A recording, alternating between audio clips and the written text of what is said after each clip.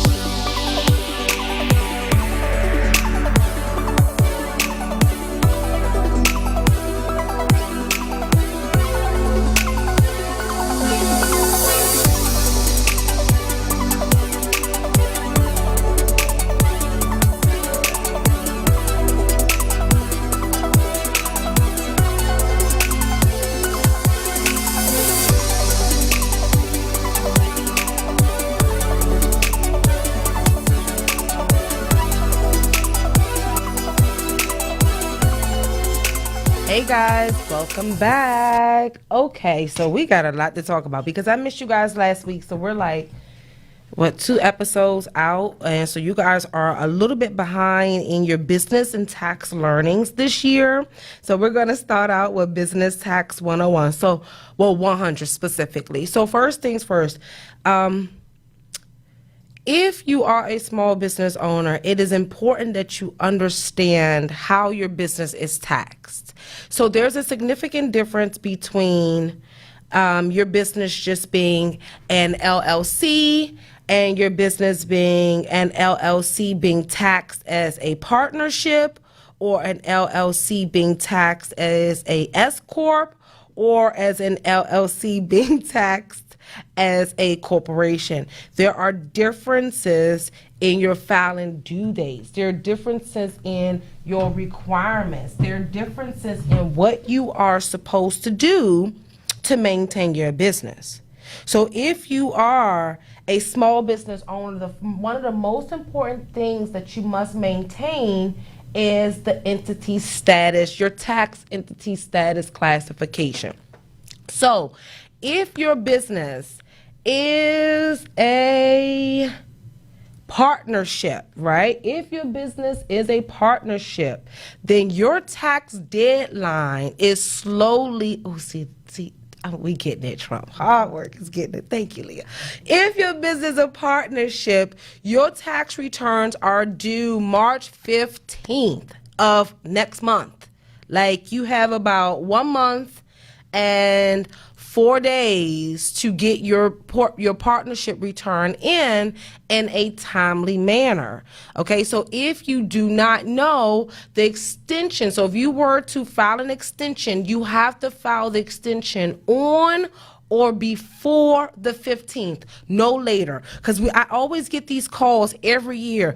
Folasade, I need you to file an extension. I'm like, hey, dude, the tax extension deadline has already passed. So if you are a partnership, okay, you have to file Form 1065. You must file that by March 15th. The penalties are exuberant. Okay, they're $195, and I should have had that all on my list. I'm getting it, y'all. I'm trying.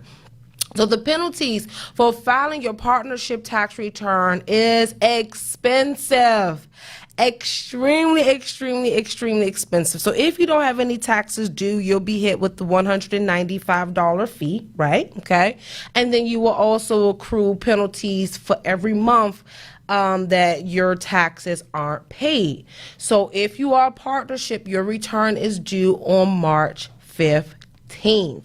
So the next tax return that is due on my list, and I have to find my list, got so many things. Oh, your S Corp is also due on March 15th, the same date as your partnership return. So if you guys remember correctly, about a year and a half ago, before Donald Trump was in office, right? S Corps were due April 15th, and corporation returns were due in March. They were rotated, okay? Now, guess what? All your flow-through entity tax returns, which is your partnership and your S Corps, they're due a bit earlier. And so this is the thing, guys. You want to make sure that if you don't do anything but file an extension, you do that as soon as possible. You can file an extension right now. You don't have to wait until the deadline. And I've found that since we're going into this wave of technology, the past 2 tax years, the system's crashed. Okay, so the past 2 tax years, the system's crashed. So the IRS gave out a few waivers. I was in the midst of that. I had to get a waiver. My software provider had to give us waivers. It was just a mess. So you don't want to wait until the last minute to file your S Corp return. So if you have an S Corp, right, That means you will receive a K-1 just like all of the individuals that own a partnership, and your return is also due on the same day. The difference is you are going to be filing Form 1120S. So yes, that's the same as the corporation 1120, but for the subchapter S election, okay? So that's number 2. The next business entity is your personal tax return. So your personal tax return is due on April 15th, and you also need to make sure that if you know you're not going to file your taxes on time, just do an extension. Let me be honest with you guys, I do an extension every year. I always put all my clients first, all you guys first. I always just do an extension. And now the extension does not give you an extension to pay what you owe. It gives you an extension to file the tax return. So I hear so many individuals get confused, like, why am I getting a late filing penalty? Why am I getting not a late filing penalty? Why am I accruing interest on the tax that I owe? I put an extension in. Didn't that give me an extension to pay taxes? No, it doesn't. If you put an extension in for any tax return that's due, it does not give you an extension to pay your taxes. All it does is say to the IRS and to your state, hey, guess what? You will be expecting my tax return shortly. I am not ready to file my return, right? That's what we're telling the IRS. But you need to be making a payment, though. Like, if you can afford to pay all of the taxes due when you submit that extension, that is my professional recommendation. If you cannot pay all the taxes that's due, at least submit a payment with your extension. So your personal tax return will be due on April 15th, and same goes as every other return. You cannot file an extension come April 16th. I get the calls every year. I've even gotten a call, and I'm not laughing at nobody. I love everybody, okay? October 16th. Folasade, can I get a second extension? Can I get a second, for real, Trump? Can I get a second extension on my taxes? And I'm like, no, there's just one extension. There's not two extensions, okay? No. So what you want to do is just make sure that you apply for your extension as early as possible, and you can even do it manually and via paper. They prefer you not to. You can do them yourselves, or you can just contact your provider, or you can contact me and I can do the extension for you as well. But you want to make sure you get the extensions in prior to the 15th. And last but not least, the big boy, the 1120, which is your corporate tax return, right? That return is due also on April 15th, okay? And if you are going to be filing your tax return late, just make sure you also submit that extension as well. But here's the dilemma between the two. If you know you're going to owe more than $500 on your corporate tax return, right, then you need to be remitting at least a payment on your extension as well if you were going to owe more than $1,000 on the personal side. So $1,000 on the personal side. If you're going to owe, send IRS some money. It'll save you penalties and interest fees as well. And then on the corporate side, if you're going to owe more than $500, right, you want to go ahead on and make some payments to the IRS as well. So you guys don't want to sit back and just say, oh, well, I can't pay them. I'm not going to file. I'm not going to do this. No. Grab the bull by the horn. They say, and I've actually experienced this. We cause more headache and more pain and frustration in our lives when we push things off, when we try to not settle the problem or resolve it. Resolve the problem, file the taxes. A miracle may come your way, baby. You may not even owe as much as you anticipated or something, but file the taxes, okay? So partnership return March 15th. You have 35 days? No, 33 days. Okay, S Corp March 15th as well. Your personal return April 15th, and then your corporate return as well April 15th. And the extension for your corporation taxes is October 15th, and the extension for your partnership and S Corp return is September 15th. As well. So guys, I hope you took a few notes, because if your business is a partnership, your taxes are due soon. And I personally recommend everybody, even if you know that you're going to be close to the deadline in filing your taxes, if you're going to be working with a professional like myself, you want to call and let us know, hey, I'm going to be filing my taxes late or coming to see you late. Can you put the extension in? Because you may not be able to get it done by the deadline. Don't wait until the last minute to put in your extensions and to call your professional to have your taxes get set up, so you can get your extension filed and be prepared to file your taxes. So guys, I hope you took some notes throughout segment 1 about tax due dates and everything else. If you have any questions, give me a call, 301-232-5700. Do you have any questions about your corporate tax return? Do you have any questions about your personal tax return and its due dates or penalties? Do you have any questions about your partnership? Anything, this is your time. 301-232-5700. Guys, we're going to take a quick break. I'll be looking for your calls when we come right back.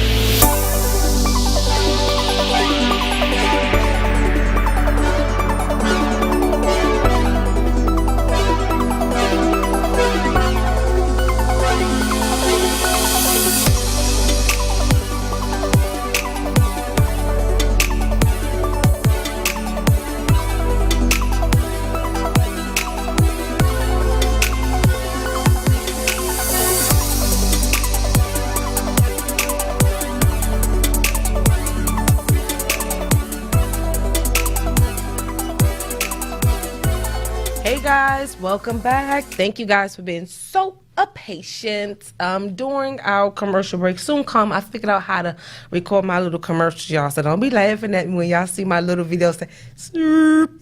Hi, it's Folasade. How are you?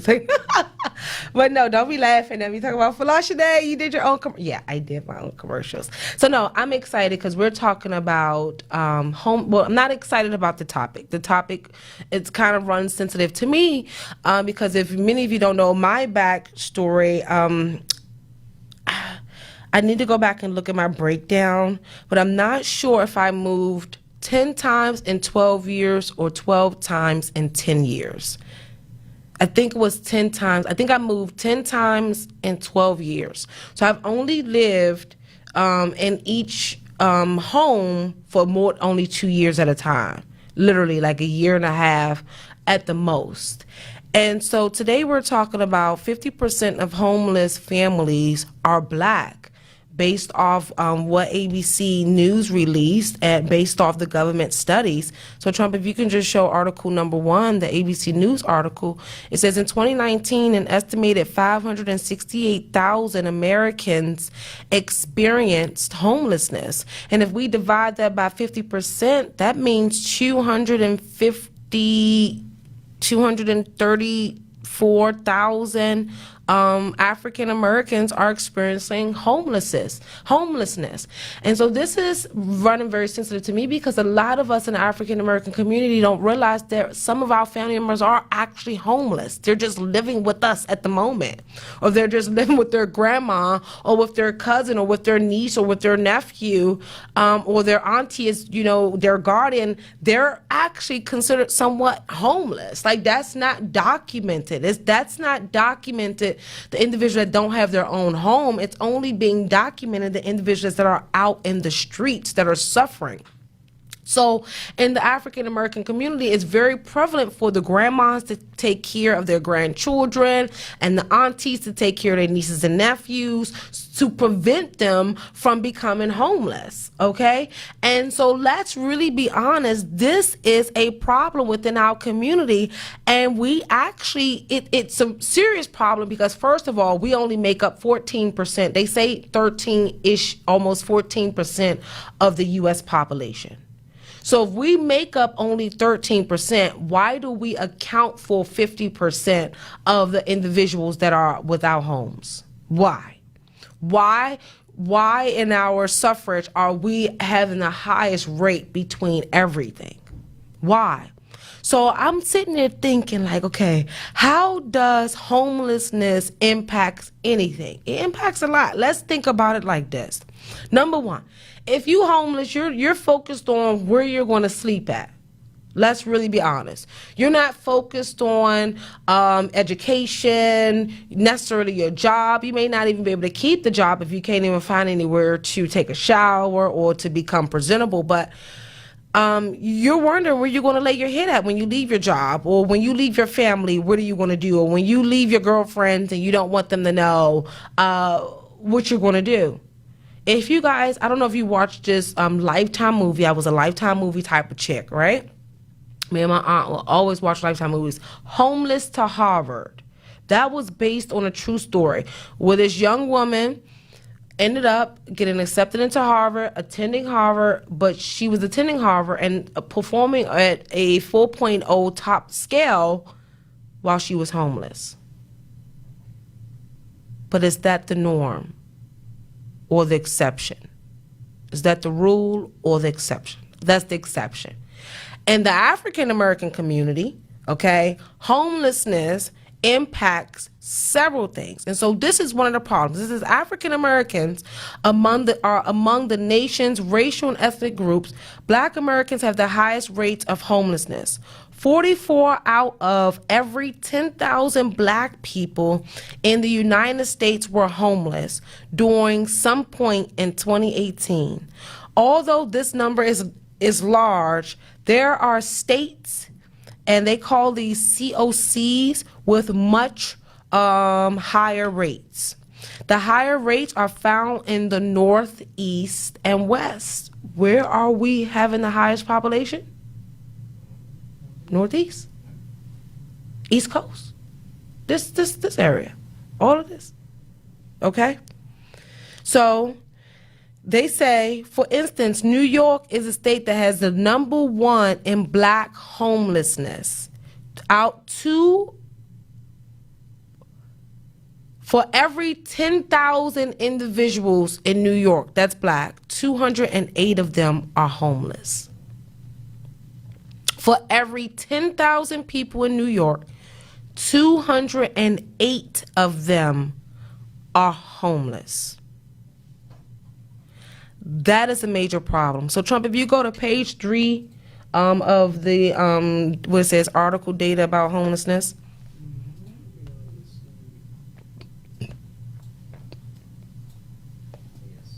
Mm-hmm. The second one. Mm-hmm.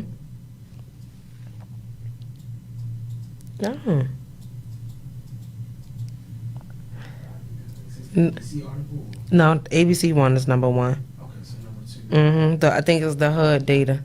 Is that one? Okay, yep, that's my data. Well, at least you got it. I can't even click it, Trump. Okay, so according to the HUD data, I think it's page 3 or 4, 3 to 4. Yep. I think I'm gonna make those bigger too, so you can see it.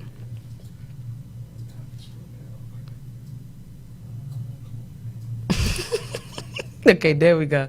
Well, at least you can reach it. I can't even click it, Trump. Honestly. Look, y'all. Okay, so no, that's not page 3. That's still page 1. Page 3.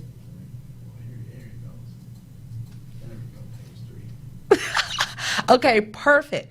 So as you can see, in San Francisco, for every 10,000 individuals, 591 people are homeless. Black people are homeless. Okay. In Santa Cruz, 710 people are homeless for every 10,000.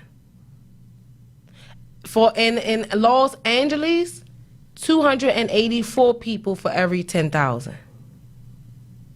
And so this is kind of scary because think about it. A lot of our individuals are going to these states to pursue their passions. But the passions may never pan out, or, they may not get the gig. I used to attend the School of the Arts, Duke Ellington, and I know a lot of my classmates, a lot of them went to Broadway, LA, and some of them never came back.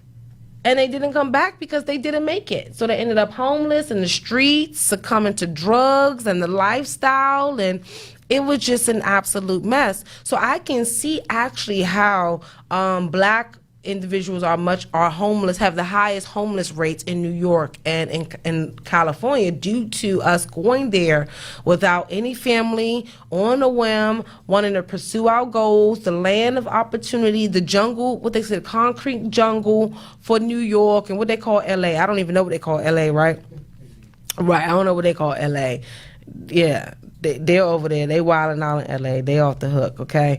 But basically, we are only accounting for 14% of the population, but we have the highest homelessness rates in every county and in every state.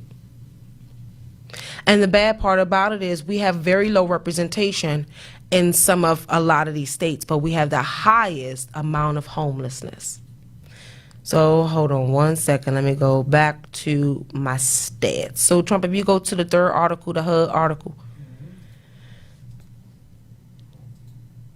Oh, wow.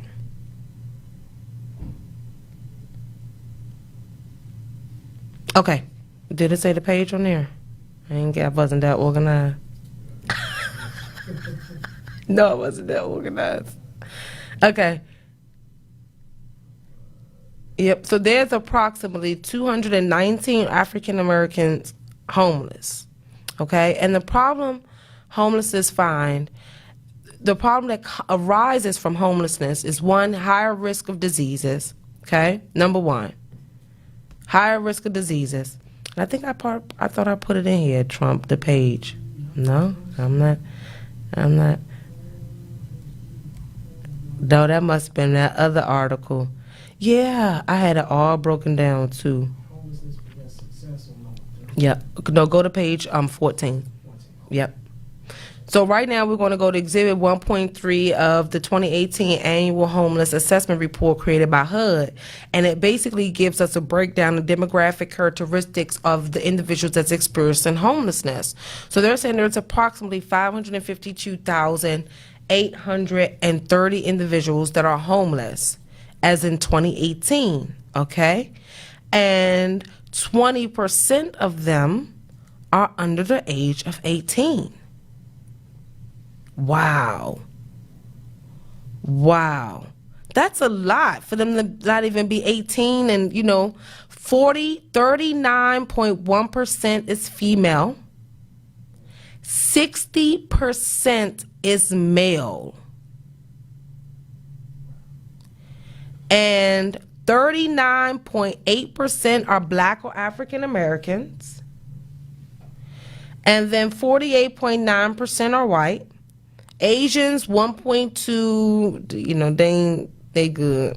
Native Americans 2.8%.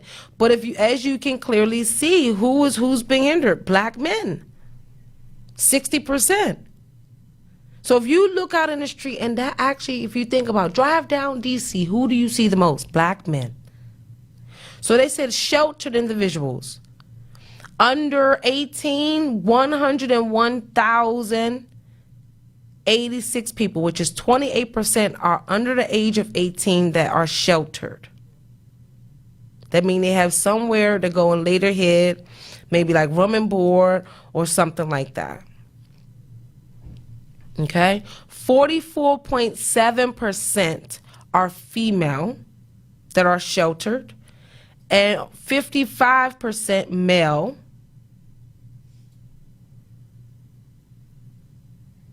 And also blacks, 47.1% sheltered, okay? Whites, 43.7%.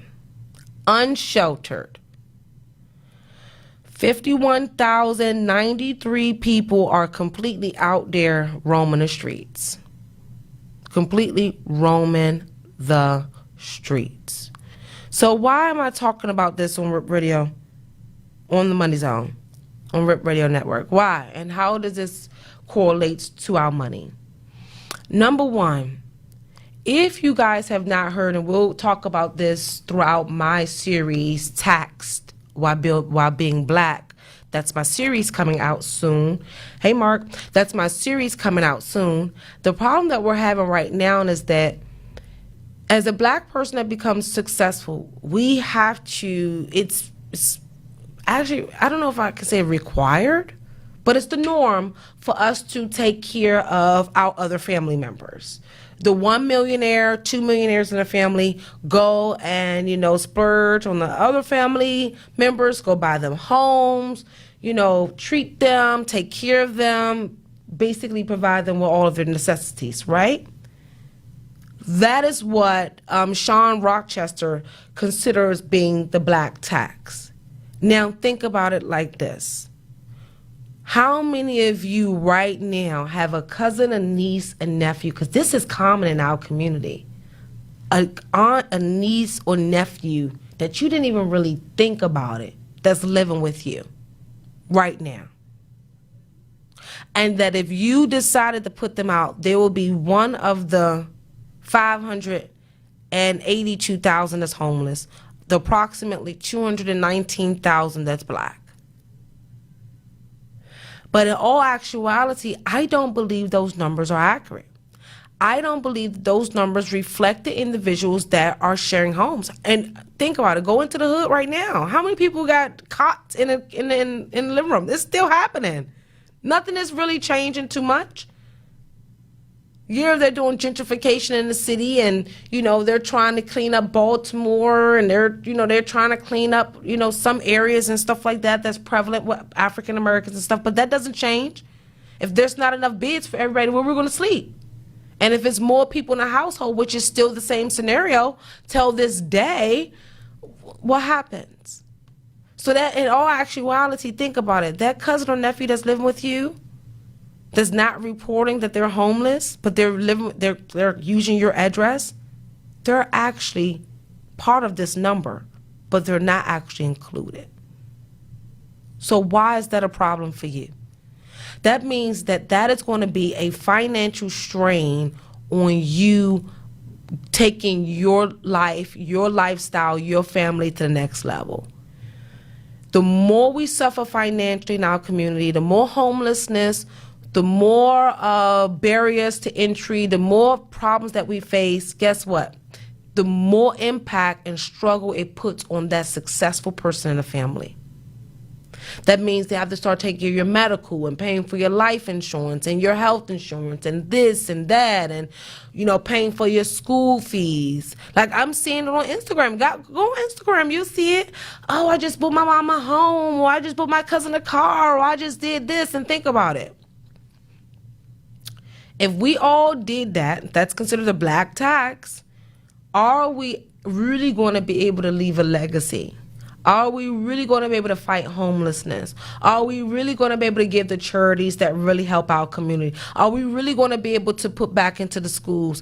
If we are now forced, because we're literally forced, let's think about it. If you don't help your family out, you're going to be back, the black sheep, black backlashed, the works.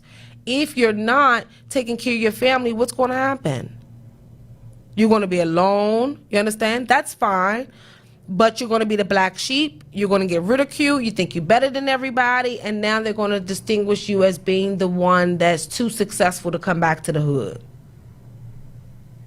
And what happens? We don't get to pull up another person.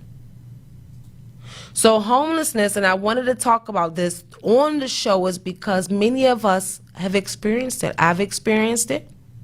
Okay? Now, the lucky part about me, the marshals took the trash. Let me admit that. I moved us out of before we. I've always moved us out on the street with all of the stuff that we wanted in storage and at my sister's and stuff, right? Or moved to the next place that we were going to. But it's really common. Think about it. Drive down in the city. How many evictions do you see? And then if we're living paycheck to paycheck, how close are we away from homelessness? The African American community, almost 90% of households is one paycheck away from being homeless. We are still recovering from last year's government shutdown when we weren't able to get our pay. We are still struggling with the fact that, guess what? It's tough out here. And I was talking with Trump behind the scenes. We were just saying, like, if a black person make it, it's a miracle. So homelessness have increased the higher risk for diseases, low self-esteem because what? You're not able to take a bath, you're not as fresh, you're not able to afford your haircuts, your nails, and everything. And I know, and I wasn't even homeless, y'all. Okay? But I know one thing. When you are trying to budget and not spend and, get the best quality hair and do everything, that can mess with a girl's self-esteem now, okay? But just imagine if you was homeless. Just imagine if you had to put on a face and act like you had somewhere to live every day when you go to work and act like life was peachy. And it really wasn't. You're going to have very, very low self-esteem. So that person that may not talk to you at work may be avoiding you coming close to them because they wasn't able to take a shower last night. Or they may be avoiding you because they don't want to get too close with anybody because then their secret might come out, okay? So homelessness also impacts substance abuse. How many of you kids see, now you see what are these kids doing now? They was doing the Mollies. Oh, they're doing them Percocets, that codeine, that lean, and all of that stuff. Now, that's not substance abuse. They think they rich kids, okay? They think they rich kids. But substance abuse, like cigarettes, weed, coke, all of the major, drugs, because when you're around homelessness, They got the drug dealer, you have the drug addicts. It's just common. So guess what happens? Someone that was once a scholar was depressed, saw Joe sniff a line of coke, they ended up getting sprung out. Most people don't get sprung out because of, they're having an amazing day. They get sprung out because they're stressed, their back is against the wall, and they feel like, F it. You know what I mean? I might as well just do this. So that substance abuse impacts our community too, because it's where the robberies come at, and the theft, and then you stealing from your cousin, or, robbery, and just the works, okay? The next thing, it increases your chances, and we are very known for this one, increase your chances of entering the criminal justice system. The moment a person become homeless, their odds of going to jail increases by 80%. Their odds of going to jail. So this is why you see so many people on the street homeless, is because they probably committed one little stupid crime and messed up, that lost their job, maybe lost their food stamps. I've even talked to a few homeless people, and they say, "Oh, I lost my stamps. I did this, or I lost my Section 8 because I did this." The moment that you're closer to the bottom is the moment that you're closer to going into the criminal justice system. This is why jail is so prevalent in the hood, because the closer you are to the bottom, the easier it is to go to jail. There's no excuse. It's like everything is there for you to do wrong. Everything. Okay? And then also, homelessness impacts your developmental and behavioral problems. Come on now, and if you can't afford a flashlight, or if you can't afford a hut or a room or clothes or food or shelter, how are you thinking about reading books and trying to develop your mind, body, and soul? How are you concerned about your behavioral problems when you're probably like, well, my behavioral problems come from the fact that I'm stressed? But because African Americans are homeless, 219,000 of us are homeless, which is 50% of the total homeless population, there's a problem. Because that's 219,000 people that's not going to be a success tomorrow if we don't step up and figure out how to, be resourceful, provide them with the resources. And so last but not least, homelessness prevents and encourages self-care. Well, encourages low self-care. You can't think about going to go get a massage, or going to go get a facial, or going to get a mani or pedi, or taking a movie night, or going to go read a book and relaxing. Your mind is focused on your next location, where you're going to be set up at, where your next meal going to come from. Okay? They're not thinking about, okay, how am I going to take a shower and read a book and light candles and relax and meditate? Like, honestly, guys, a lot of us are sitting in a lamp of luxury and don't even realize that there's so many people out here that's suffering right now. Even that cousin of yours that did not consider themselves to be homeless, today is that day, bro. You homeless. And I don't want to say it like that, like I'm being mean, but I want that for you guys to understand that that's the reality that we're in. We actually have a higher homelessness rate because they're not taking into account our family members that live with us for free and that we're taking care of. Also, we're not understanding the negative impact that has on us in whole. So think about it like this before we close out.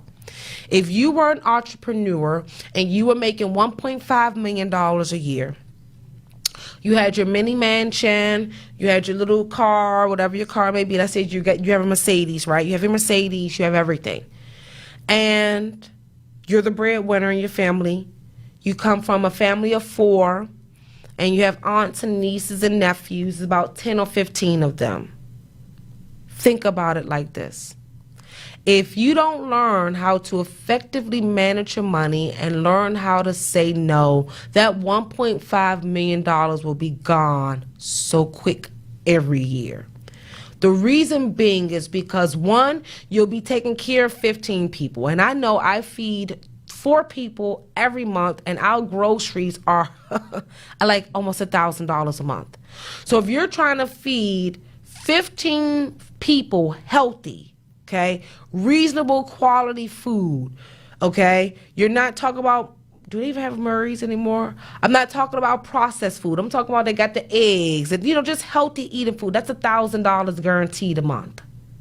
Does not count each one of their life insurance policies, their health insurance, their car insurance. That's not counting the mortgage, the electricity, the gas. And you're going to have an increase in expenditures because you have more people in the house that is using up the utilities. Okay. So while on your normal income of 1.5, you would have only spent about $150,000 on your lifestyle, even with your vacation and stuff, right? You're able to save, do the little Dave Ramsey, save, pay off some debt, build your credit, get your little stuff in order, right? But because we're Black and our resources are very limited, that 150 is going to turn into 300,000 because everybody depends on you. So in the African American community, this 50%, or you may be thinking, Folasade, this don't concern me. It doesn't affect me. Homelessness, it's okay. I don't see it in my community. We're good. No, we're not good. We are actually one step away from being homeless as a community, as a whole, than on an individual basis. What do I mean by that? If you were to calculate where we all are in our terms of our finances, and you take away one paycheck, how many of us would be homeless? The average Black family, if we take away 2 paychecks per year, will be on the street. So what do we have to do? We have to understand 3 things. And then we done for the night, y'all. I'll see y'all next week. We have to understand, number 1, that it's going to be hard. And we cannot accept excuses. You cannot blame nobody for what. Yes, we can say slavery. Yes, we can say all of that. Yes, the data is there. Yes, yes, yes, yes, yes. But we're not there anymore that we can wait. We're now, time is kind of getting too late, okay? Look, I'm trying to drop my little balls, okay? Right? So time getting a little late. So 1, you have to understand that we have to take away all the excuses. That's number 1. You can't blame nobody. Government, Trump, white man, Black man, mommy, daddy, uncle, papa, nothing. Your choices are your choices. What you were born with is not what you should die with, okay? If you do, that's on you. Number 1, no excuses. Number 2, we have to accept the fact that we will all never be rich, and we all should not be looking and acting like we are rich, and be comfortable with who we are.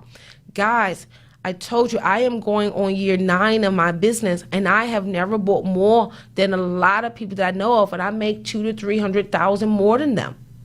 Because I had to take certain sacrifice. Like now, I want to get my little wig, right? I'm going to get my wig, though. I'm going to get it like this week, right? I'm going to get my little wig. But somebody that don't make as much money as me wouldn't be as disciplined as me and say, well, let me hold off to get my wig. But they're buying bundles and bundles and bundles, thousands of dollars per year. But me, I'm budgeting and trying to become wealthy. I'm not going to do that. So we have to accept where we are and take the necessary sacrifices. Even nails, like I don't get my nails done anymore because of the fungus. My hands don't do well with nails, right? But when I was sacrificing to invest into my company, I didn't get my nails done. I didn't travel. I didn't buy nothing. I just sacrificed. So number 2, sacrifice. And don't compare yourself, and don't worry about everybody's time. Do you stay in your lane? If you can only afford H&M, be happy and proud. If you can only afford Fashion Nova, be happy and proud. Don't worry about what everybody else is wearing and what they're doing. Be comfortable with who you are. That's number 2. And the reason I'm saying that we have a big problem in our community about that. A lot of us are going broke trying to keep up with the Joneses. But who is the Joneses, okay? Number 3, learn to spend less than what you actually making. Like, that's real. I was driving here in the studio, and if you look right across the street from the studio, the Wendy's parking lot is packed. Wasn't one white person in the drive-thru. They were all black. Why didn't you wait to go home to cook something to eat? Pop some noodles. I still eat my noodles. Pop some noodles on the stove, right? Why didn't you go and fry your little quick hamburger? I realized this. We geeked up off Wendy's hamburgers. But if you get some potato bread, some lettuce, some tomatoes, you good. So basically, spend less. You don't have to eat out every weekend. You don't have to be at the club every weekend. You don't have to, what you celebrating anyway. You don't have to spend to make yourself happy. You don't have to be on the scene to be happy. And what I'm finding, that's what we're doing. We're doing things to be on the scene or to consider that to make us happy. Materialism, items, you have your little, when you want to treat yourself, that's different because you deserve it. You've worked hard. You're treating yourself. But to do it, to settle your self-esteem, to settle society, you're actually pushing yourself one step closer to being homeless. And the reason being is because blacks have the highest amount of credit card debt out there. You're talking about an upwards, I think it's like billions and billions of dollars of credit card debt. So if somebody was to just recall your debt right now, or if your mortgage company was to say, hey, I need 4 payments for you to maintain, would we be sustainable? Would we be here? Would we be in a home, or would we be homeless? So I'm your girl, Folasade, the Accountability Accountant, guys. Look out for my series, Taxed While Being Black, the impact of not being financially literate on your finances. That is the series that we'll be talking about over the next 2 to 3 months. Look out for all of the content for the series. Guys, don't forget, tell your friend, tune in to RIP Radio Network. Don't forget to vote for me, most inspirational show and female personality, guys. I can't wait. And if you have not gotten your tickets yet to the Rippies Award, go ahead and use code TMZ. Go to ripradionetwork.com, use code TMZ, get $5 off. I look forward to seeing you guys in Be More, and I will see you guys next week. Bye, y'all.